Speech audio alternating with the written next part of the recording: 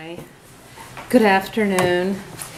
I just really quickly want to say that a lot of the material that's in the book is rather violent and heavy. But when I was writing the book, I actually had a lot of fun writing it and trying to figure out how to craft, how to piece all the pieces of the puzzle together to make it compelling for the reader. And I think that there are humorous parts, so if you feel like laughing, don't feel bad. Don't hold back on account of me.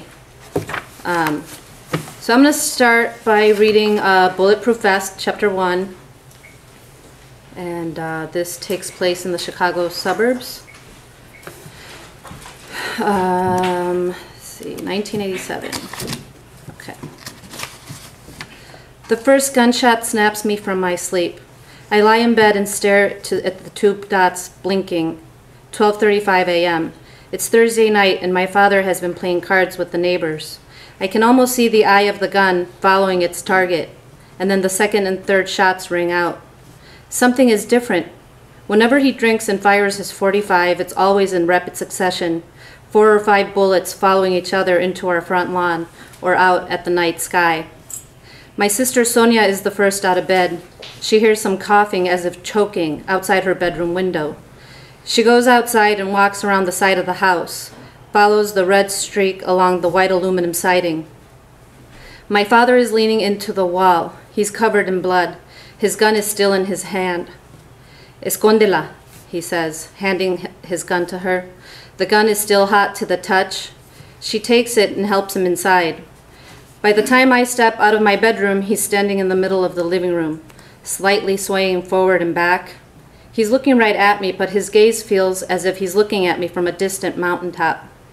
My mother is next to him in her white slip, and she presses a towel under his chin. "You're bleeding to death. You're bleeding to death. You're bleeding to death," she says as the towel becomes saturated and thin strains of blood drip down her arm and onto her white slip. She pulls the towel away and readjusts it. There is a gash under his chin that's about 2 inches long. Thick blood flows from it and runs down his neck. His white undershirt is already soaked. On the hardwood floor beneath him, there is a dark pool forming and inching closer to my bare foot. He's mumbling something about that pinche pendejo, how he knows someone put him up to this. But with him, all those culeros go in circles like dogs chasing their tails. How he's not gonna rot in jail because of that son of a bitch. "Salvador!"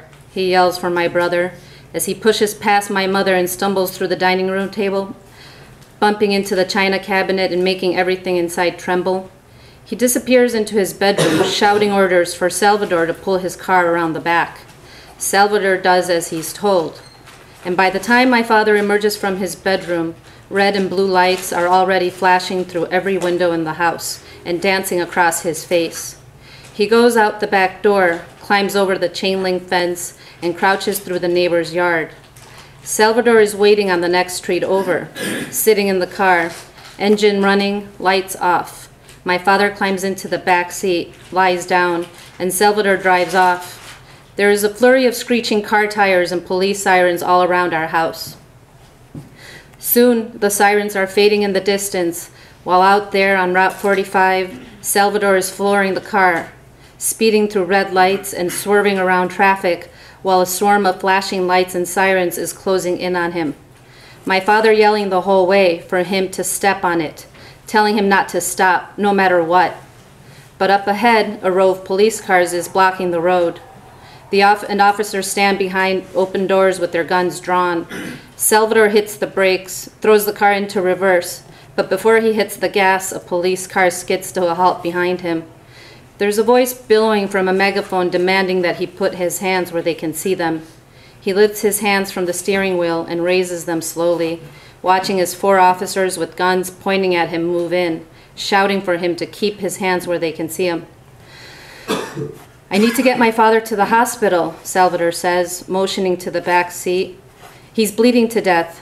An officer shines his flashlight on my father, who is lying unconscious, his clothes soaked with blood. A police escort takes them to the nearest hospital, 15 minutes away. An hour later, my younger brother and sister and I are outside leaning into the chain link fence next to Rocky's doghouse.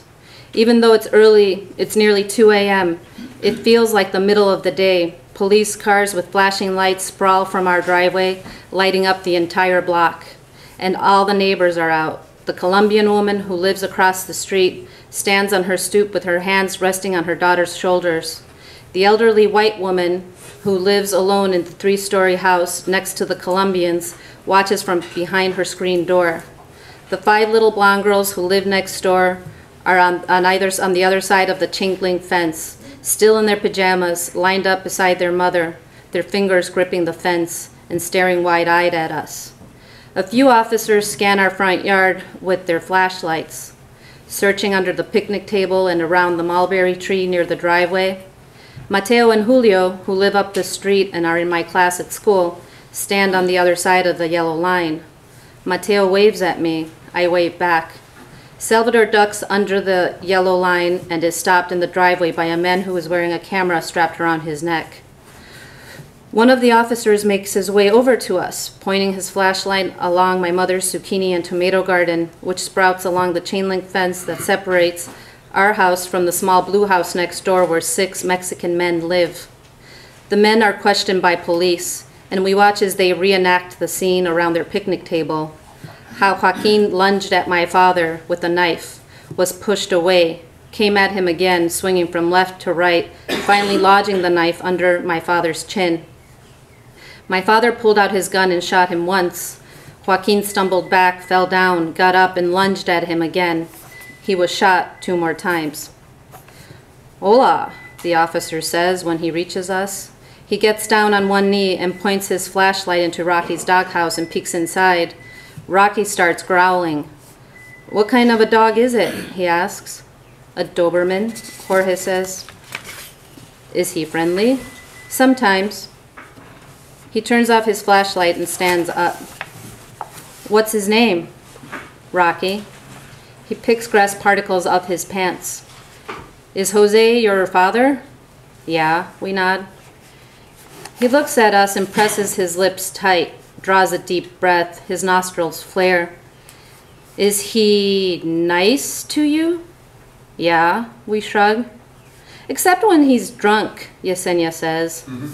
Yeah, that he can be kind of mean, says Jorge. The officer glances at him, at Yesenia, then back at me. Does he ever hit you? No, yeah, sometimes. We overlap. Only when we're bad, Yesenia says. He looks at her, crosses his arms, and throws his head back as if he's counting stars. You wouldn't happen to know where his gun is, would you? My brother and I both shrug. Sonia took it, Yesenia says, and I reach behind her and pinch her arm. She falls silent. The officer looks at her, then at me, and then says that if we know where the gun is and don't tell them, we could all be in big trouble. He follows us into the house where other officers are in the living room, looking under couch cushions, behind the television, inside the china cabinet, under the dining room table. No vayan a decir nada de las otras pistolas, my mother mumbles.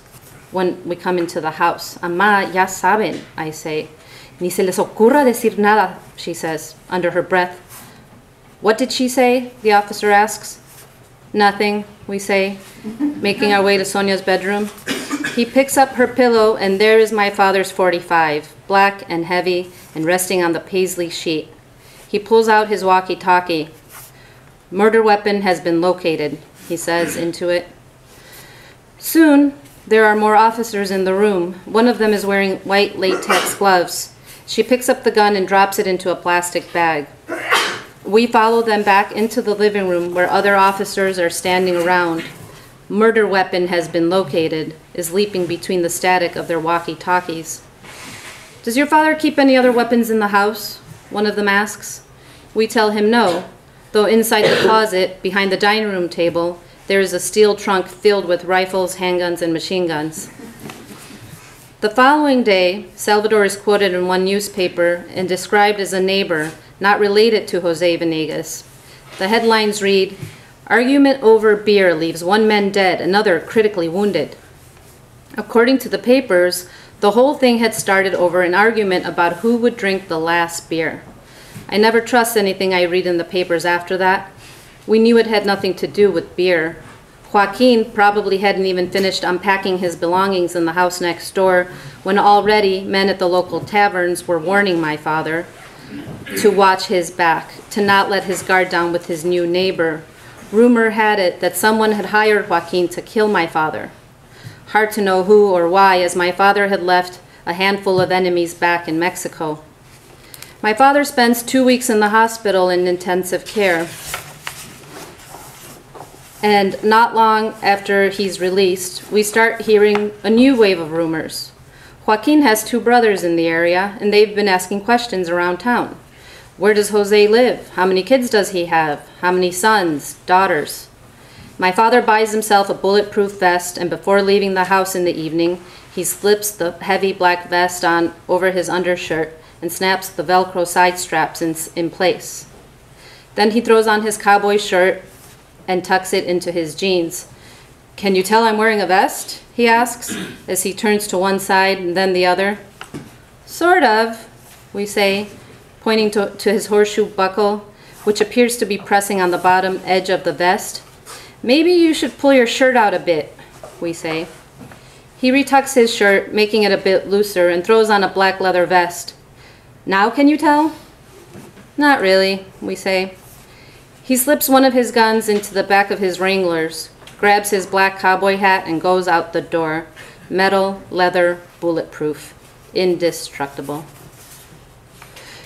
So I'm going to stop there with this, and then, so 6 months after all of this happened, my father left and went back to Mexico, and he never came back. And then I didn't have any contact with him for 14 years.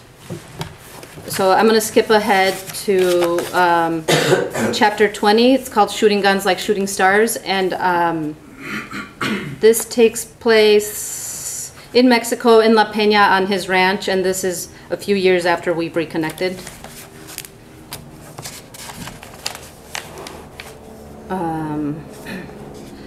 Scattered stars began to appear, one by one like eyes glistening against the cobalt sky. The sliver of moon doesn't illuminate enough of the darkness. Out there beyond the courtyard, on the dirt road, where the dogs have fused into a ball of claws and teeth tearing through the night. Out there where dust is already clinging to fresh blood.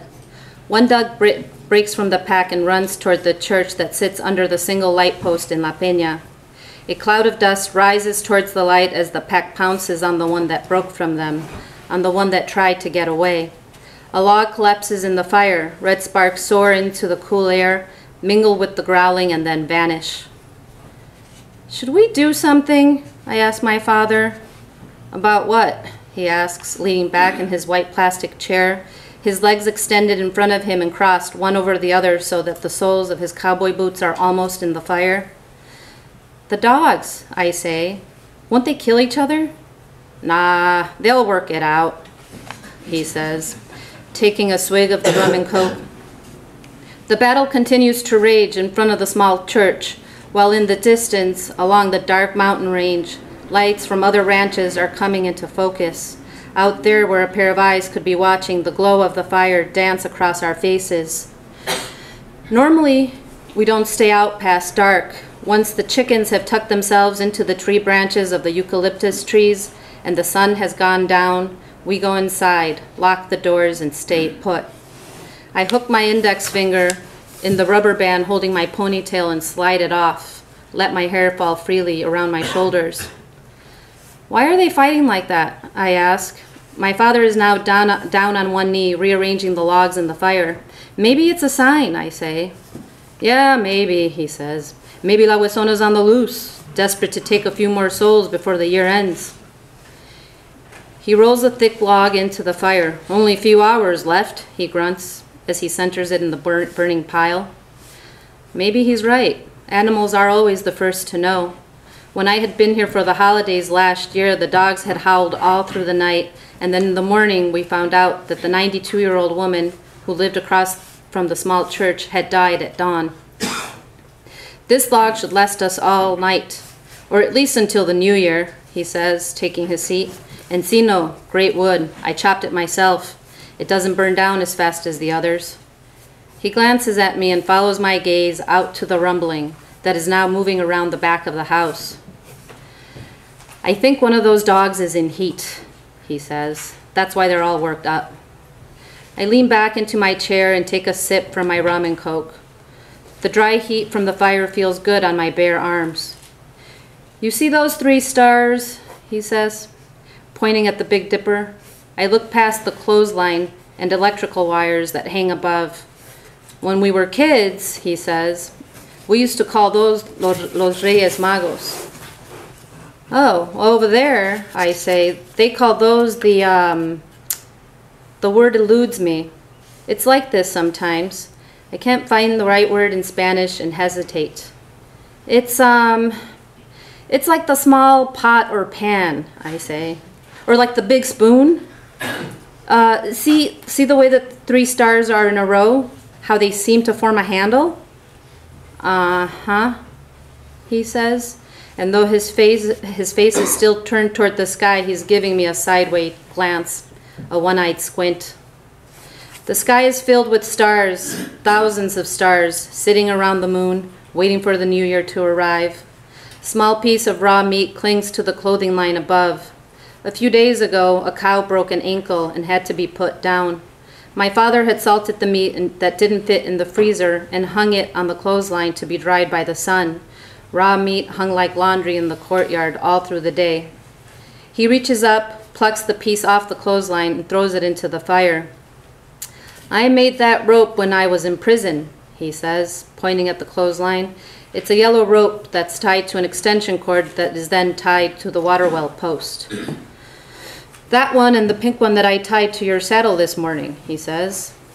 They teach you how to make rope in jail? I ask. They teach you how to do lots of things in jail, he says. If you pay attention, you come out knowing more than when you went in.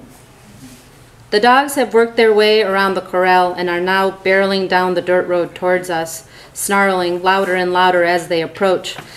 Maybe we should go inside, I say.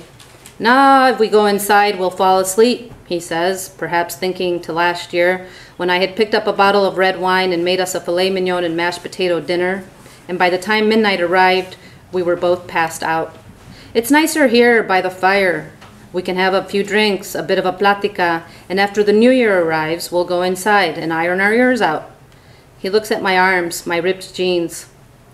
You want to borrow a jacket? No, I'm fine, I say, taking a gulp from my cup. Well, do you really want to go inside, he asks. Maybe, I say. Well, then we should put out the fire. We sit in silence for a while. I stare out past the dirt road, past the house where both he and I were born, and can help but feel like I'm being watched. I sit up and face him. What if someone shoots us? I ask. His whole body turns toward me. No, mijita, he shakes his head. ¿Qué pasó? Don't think like that. He reaches into the fire, grabs one of the logs, and flips it. No one's going to be coming to bother us around here. Not at this hour. Not just any pendejo would come near here, he says. Besides, it's the holidays. Everyone's too busy celebrating. Everyone is celebrating. Celebrating and drinking. Drinking and celebrating. All day long, men have been knocking them back at the rodeos, the cockfights, the horse races, the sun beating on their eyelids, visions blurring, old conflicts rising to the surface. It's during the holidays that tragedies seem to happen around these parts. It was on Christmas Eve, 22 years ago, that my brother was shot and left face down in the river to drown. Jose Manuel, the firstborn. I polish off my drink and stand up. Is there any more left? He asks, grinning at me, a glint of the fire in his eye. Yeah, I say, taking his cup. I'll go make us 2 more. Okay, I'm going to read just one other small section that's at the end of the book. Chapter 24, it's called The Kidnapping. And I think the only thing you need to know here is that Rosario is the woman that lives with my father.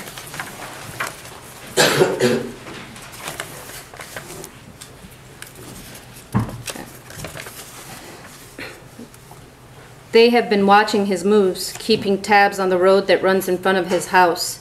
And earlier that day, they saw him and Rosario climb into the red Toyota and drive clear out of town.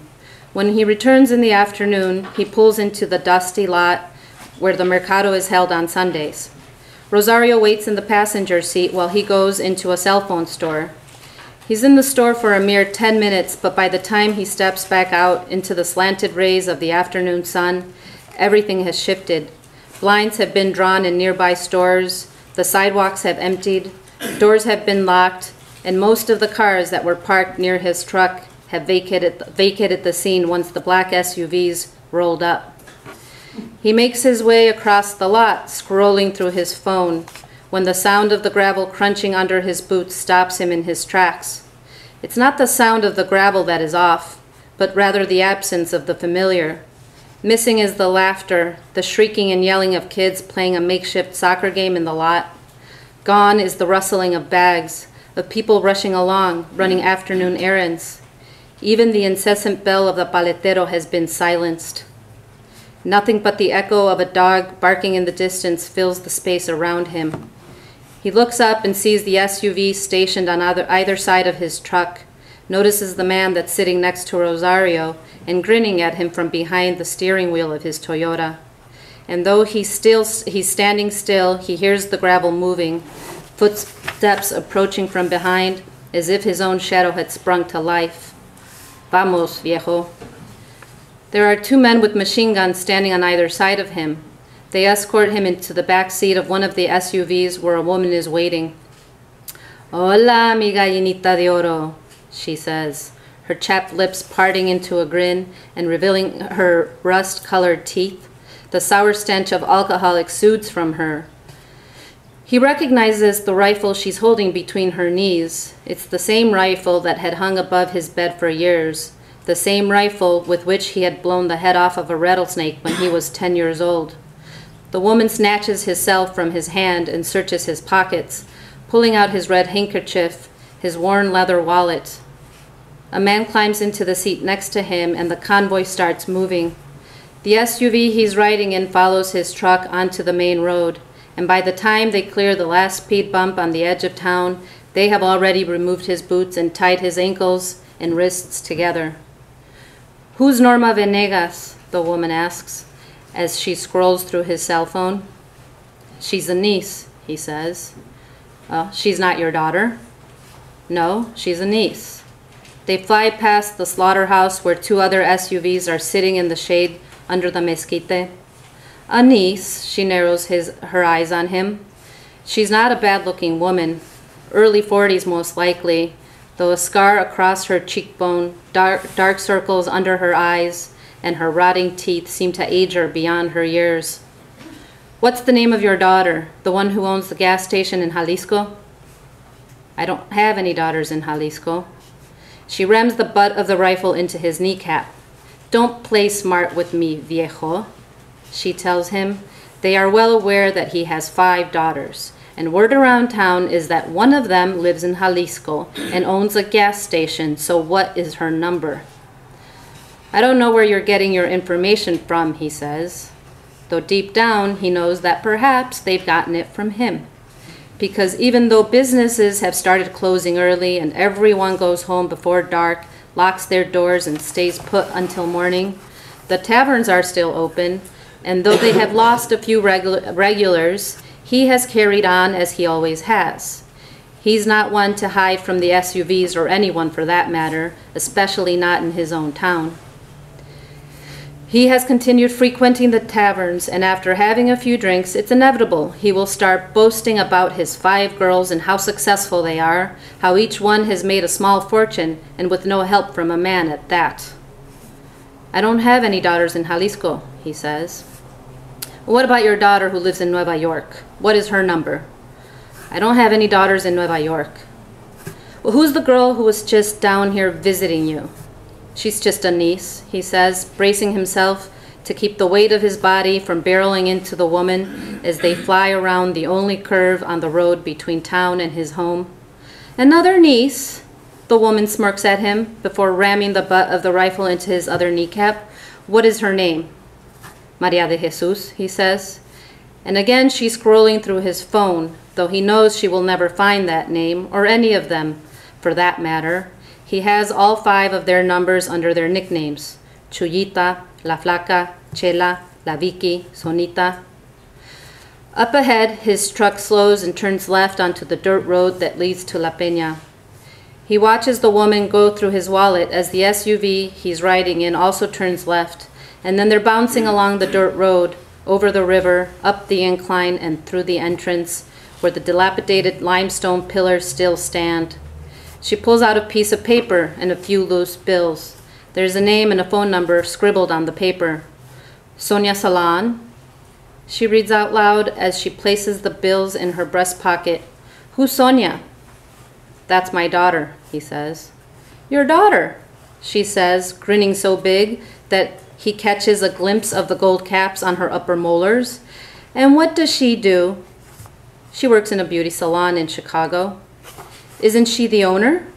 No, she just works there, he says, though he can tell that she's not buying it. Even before they pull up in front of his house, he notices that it's been broken into. The front door is scraped, bent, and slightly ajar. 2 men help Rosario out of the truck. The woman gets out of the SUV, lights a cigarette, and walks a full circle around Rosario before stopping in front of her and asking what is the name of the viejo's daughter, the one who owns the gas station in Jalisco. I don't really know anything about his daughters, Rosario says. The woman takes a long drag, narrowing her gaze on Rosario before slapping her clear across the face. Call his daughters, she says, handing his phone to Rosario. Tell them we have their father, and if they ever want to see him again, they can reach us at this number. She scribbles the digits down on a scrap piece of paper and hands it to Rosario. It's Monday night, and I'm out having dinner with a friend in Williamsburg. I'm running to the bathroom, my friend says, as she pushes away from the table. The waiter comes by and drops off our check. I reach for my bag and notice my cell is vibrating. I have 2 missed phone calls from Sonia and a text from her. Call me, 911. This can't be good, I think, as I stare at the flame in the votive, watch how it sways each time someone opens the door. What happened now? What if he's dead? What if he shot someone? The reflection in the flame makes the smooth grooves in the wooden table look dark and warm, and there's a part of me that wants to crawl into one of those small nooks and stay there for a very long time. What's the damage? My friend asks when she returns from the bathroom. There's a bounce in her platinum blonde hair, and she's wearing a fresh coat of pink lipstick. I just got a text from my sister, I say, clearing my throat, and she wants me to call her 911. Oh, that can't be good, she says. I know. I tap my phone twice on the table. The bartender pours wine for a couple sitting at the bar. All the polished glass bottles are gleaming on the wall behind him. Well, you should probably call her back, she says. Right. I reach for my glass of red wine and down what's left before calling Sonia. When she picks up, she tells me that she just got a phone call from my sister Mary, who received a call from Rosario saying that my father has been kidnapped. Kidnapped? I say, how? By who? She doesn't know all the details, but according to Rosario, they had ransacked the whole house. The wardrobes and storage trunks had all been rifled through, and they had left shattered dishes, pillows, and clothing strewn in their wake. They had left a number where they could be reached. And, I say, did Mary call them? She thinks we should stay out of it, Sonia says. When Rosario had called Mary and told her what happened, Mary had taken a few moments to let the news sink in before responding with a single knee-jerk reaction. You know what, Rosario? For all I know, he did something to provoke this. And I'm not getting involved, she said. You can call them and tell them that they're not going to get a penny out of me or any of his kids because he abandoned us when we were young. Mary had refused to even take down the number. How much money are they asking for? I ask, aware of how my friend is staring at me from across the table.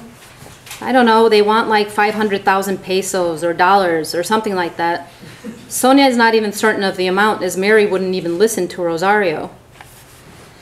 My friend and I settle the tab and I go home, spend the next hour pacing around my apartment and feeling utterly useless. The first thing we do is erase our voices. We all change our greetings so that if anyone calls, they hear the automated response repeating the number they just dialed back to them. If the kidnappers call, they can't be certain of who they've reached, and if they can't get a hold of us, they can't threaten us.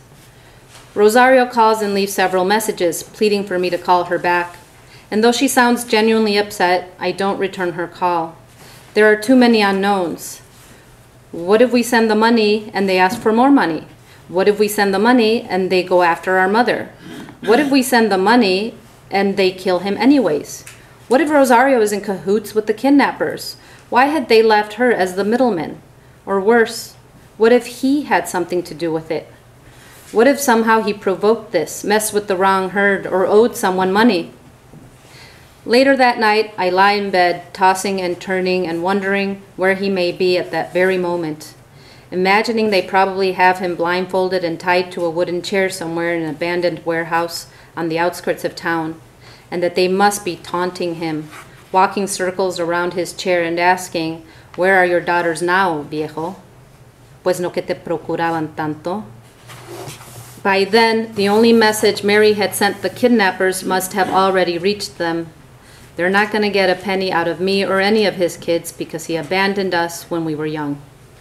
If he was within earshot of that conversation, it must have been then that he realized his past might be catching up to him. Even though we had all gone back and had forgiven him in our own way, our past was still a dark line drawn between us. I assume that wherever he may be, he must already be calculating, plotting, coming up with a plan to save himself, because by the time the sun went down that day and none of us had called the kidnappers, the one thing that must have crystallized for him was that he may have to fend for himself. Kidnapped. That word tumbles endlessly in my thoughts as the fan whirs in the window, providing little relief from the oppressive August humidity. Kidnapped. What a strange word. What a vast gray space.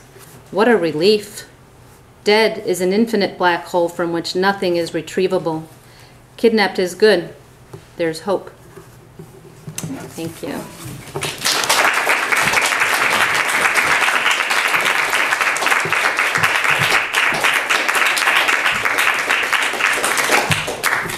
So I guess questions? I have a lot of questions. Uh-oh. Is that the end? That's the beginning of the end. And what made you decide to write in the present tense? I think it gives it a sense of urgency that the past tense wouldn't have given it. And can you talk about your metamorphosis, being in the other world, to go into the MFA program at Hunter? I'm not sure I understand. What kind of? You were you had a different kind of job, and then you decided to become a writer. Oh, well, yeah, I moved to New York in 2001, and I was actually working with a theater troupe, so I was writing pieces for the theater. But then once I got to New York, I ended up working in fashion for a number of years, so I got sidetracked. But I still continued taking writing classes at the New School in the evenings. And then eventually one of my instructors along the way recommended that I apply to an MFA program. And then I did. I applied to 3 programs. And that's kind of what happened. Yes? When writing a memoir, if I was to write a memoir, I'd have a lot of difficulty writing it. I'll tell you why.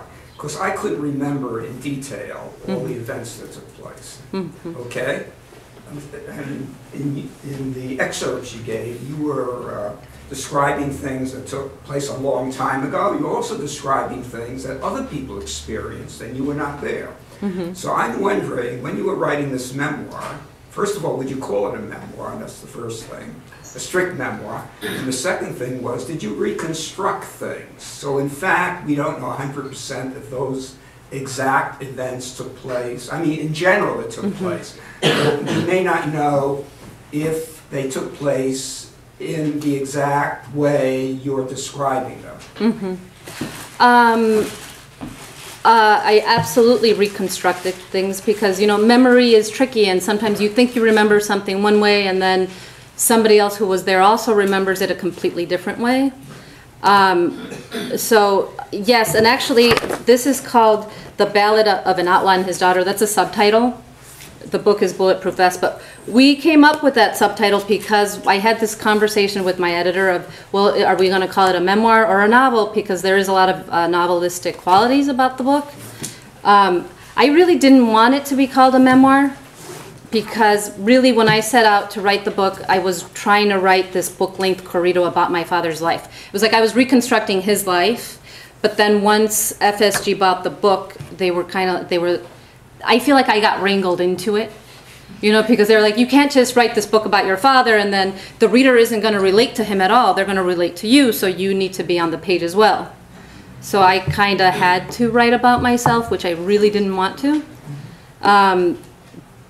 But yeah, the opening scene where he shoots the neighbor, that's all from memory, and it was fun for me to reconstruct the scene, and I tried to stay as close to the truth as possible. Yeah. Yes. What's your writing process like? How do you start? What kind of things do you go through, and then how does it become the final product?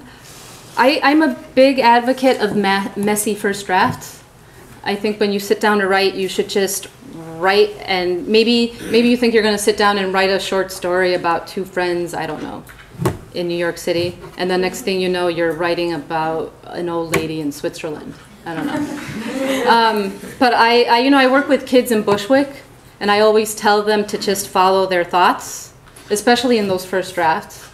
I think because it's kind of like building a house. Like you might sit down to build a house but suddenly there's the lawn and you want to go out there. And I feel like when I was writing, I did this a lot where all of a sudden I was out there and then I was building a guest house.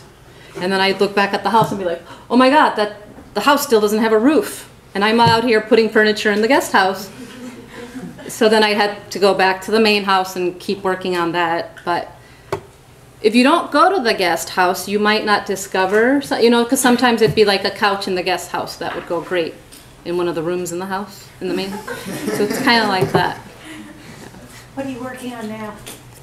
A collection of short stories. I have a novel that keeps sort of trying to invade my head, but it hasn't quite happened yet.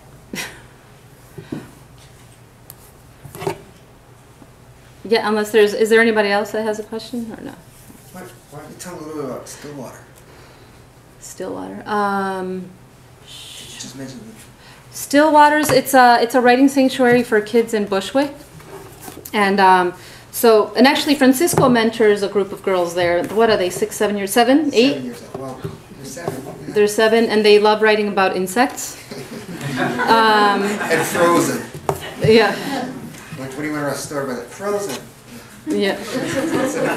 And so I work there. I go 2 nights a week. I help the kids with their homework, and then on Saturdays we have a writing sanctuary. It's an amazing program. This man, Stephen Heff, he worked in the New York City theaters for a long time, and then he taught in the New York public high schools. And then he started this program for underprivileged kids. So on Mondays and Tuesdays after homework help, they have a violin instructor. And then on Wednesdays and Thursdays, they have these writing sessions with mentors like Francisco and myself and other writers. And Saturdays, they have the writing sanctuary, and we always have authors come and visit and do writing workshops with them. Like prominent authors like Peter Carey, Colin McCann, Zadie Smith. And so it's really sweet because these kids are between 6 and 12 years old, and they don't, it doesn't matter to them one way or another who the person is. I'm working there now a few hours, and I love it. It's really rewarding. I thought you might, we have a lot of discomfort sometimes in writing classes here when people are writing personal stories about what if somebody in their family reads it. So maybe you could talk a little bit about, in writing the memoir and preparing to publish it, how you've dealt with family or close friends around some of the scenes in the memoir, some of the things that people might feel uncomfortable that you're exposing. Well, so back to the question of memory. When I was writing the book, because I didn't completely trust my memory, I kept calling my sisters. And I was like, remember when this happened? And so they knew, my brothers and sisters knew that I was writing the book, and they were really supportive about it. I think whenever we all got together for the holidays, because my father wasn't around, so we'd start talking about him and all the crazy things that he did. And then it always ended with, somebody has to write a book about this. But that's as far as it ever went. So so now two of my sisters that have read the book, because I sent them a galley, one of them called me when she was maybe 3 chapters in, and she was in tears. And I don't think she even finished it because she couldn't. She just said, I don't even know, I don't know how you wrote this, how you went back and put yourself, because you do, when you're writing about your childhood or some memory in the past, you relive it when you write about it. But I didn't worry so much about offending people. I wasn't writing a book to out the monster or anything like that, so I didn't really worry so much about offending people. I worried more about whether or not the reader would like my father, because he's a very complicated character. And then when I finally said, you know what, who cares? Who cares if they like him or they don't like him? I let that go. It was very liberating. Yeah. You're welcome. How do you decide what to keep in Spanish and what to translate to English? With the Spanish, I use it, my father didn't speak any English, but I still wanted to capture a bit of that flavor of how he spoke. I don't know, I went through and I just had to keep rereading it out loud and see what made sense, and kind of keeping in mind whether or not a non-Spanish speaking reader would understand, or whether or not it even mattered if they understood what was just said. Yeah, does that make sense? Yeah, Does that answer your question? Okay. You mentioned that you didn't want to write about yourself. Can you speak about that? Well, I just wasn't comfortable with it. I inherently have this kind of when I think about writing in the first person, sometimes I almost want to break into hives. For me, like there's a scene, the opening scene of the chapter, it's an ambush scene. That my father, he was ambushed with 2 machine guns. And I had tried writing that scene from first person and kept coming at it from all these different angles. And then when I finally just wrote it in third person from his perspective and removed myself from it entirely, that's when it really clicked for me. And it was also, I enjoyed it more. Because I got to put my reader in the truck with him. That's right. And let them experience that drive and the ambush as he did. So I'm gonna have to get over it, but I really don't like writing in the first person. A lot of these scenes though, the first scene that I read, I think I might have written that in third person, and then I switched it to first. Yeah. Maria, why don't you talk a little bit about what's going on around Zacatecas and this parts of Mexico? Yeah.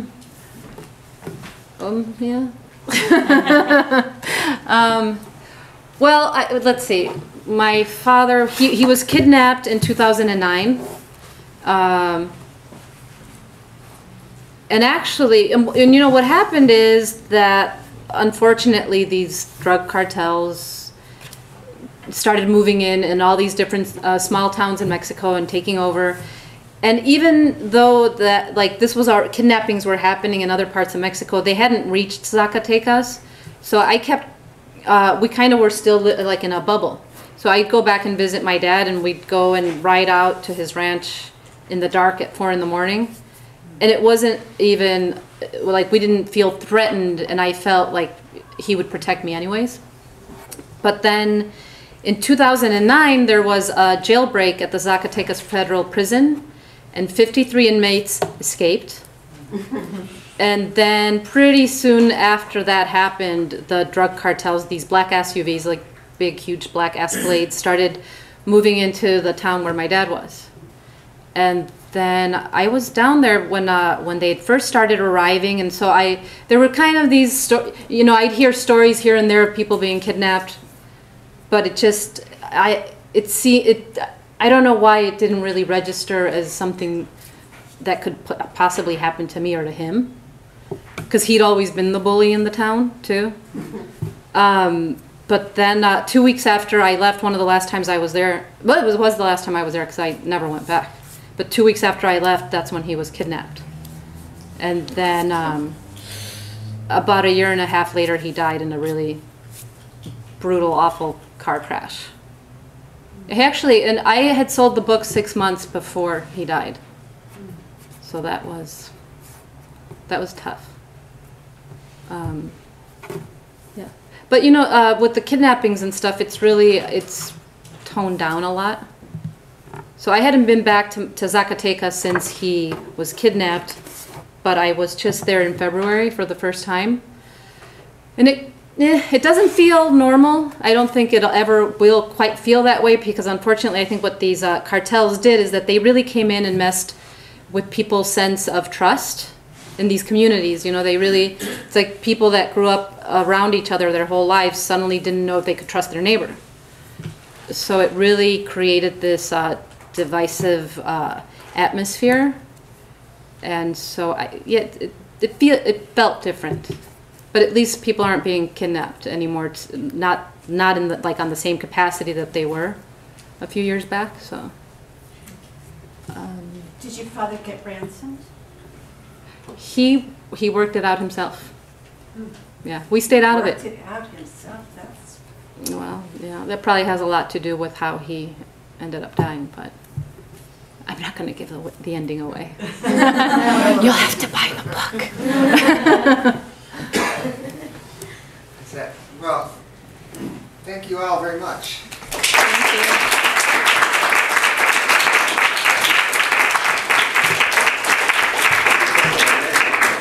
Thank you.